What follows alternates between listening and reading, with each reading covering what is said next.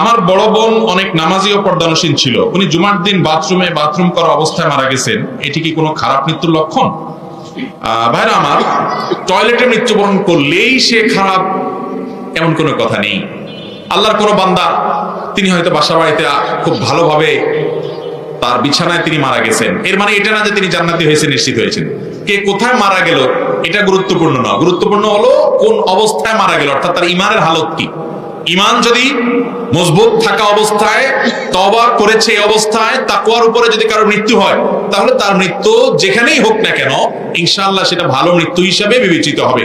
আর যদি কারোর আল্লাহ না করুক ফাসিকের মৃত্যু হয়, তিনি কাফের থাকেন, বেঈমান থাকেন, আর বেঈমান যদি মসজিদের ভিতরেও মারা যায়, তারপরেও সেটা ভালো মৃত্যু বলা যাবে।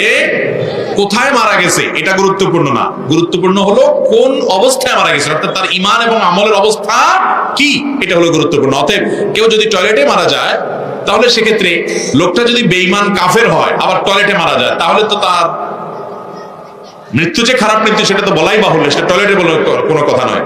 গোলাম আহমদ কাদিয়ানের পরে প্রসিদ্ধি আছে যে সে নাকি টয়লেটে মারা গেছে। যদি ঘটনা তাই হয়ে থাকে, তাহলে সেক্ষেত্রে একে তো সে নিজেকে বিভিন্নভাবে নবী রাসূল দাবি করে, কোরআনের বিকৃতি করে বিভিন্নভাবে সে এবং তার অনুসারীরা কাফের, এ ব্যাপারে সমস্ত উলামায়ে কেরাম সারা বিশ্বে প্রায় একমত। এরপর আবার তার মৃত্যু হয়েছে ওখানে, তাহলে তার অবস্থাই তো বেঈমানের অবস্থা, আবার মরছে সেখানে। অতএব তার খারাপ মৃত্যুর ব্যাপারে কোনো সন্দেহ নাই। কিন্তু কোন ইমানদার তার মৃত্যু যদি টয়লেটে হয়, তাহলে টয়লেটে মৃত্যুর কারণেই তাকে খারাপ বলার সুযোগ। আমাদের সমাজে মানুষ অন্যকে নিয়ে মন্তব্য করতে খুব মজা পায়, নিজের খোঁজ খবর নাই। অমুকের এটা হয়েছে কেন, তাইলে মনে হয় সে খারাপ মানুষ। অমুকের সেটা হয়েছে কেন, তাইলে সে খারাপ মানুষ। অমুক মেয়ে তালাক খেয়ে বাসায় আসছে কেন, তাইলে ও মনে হয় খারাপ মানুষ। ওর স্বামী মারা গেছে কেন, তাইলে মনে হয় মানুষটা ভালো ছিল না, ও আল্লাহ মনে নারাজ হয়ে গেছে ওর উপরে। হ্যাঁ, এরকম নানান জল্পনা কল্পনা আমরা আরেকজনকে নিয়ে করি। আমার নিজের অবস্থা কোথায় আল্লাহর কাছে সেটা নিয়ে খোঁজ খবর, নিজের চরকায় তেল দিনে আরেকজনকে নিয়ে ভাবি। আল্লাহ আমাদেরকে নিজেদের সম্পর্কে ভাবার তৌফিক দান করুন।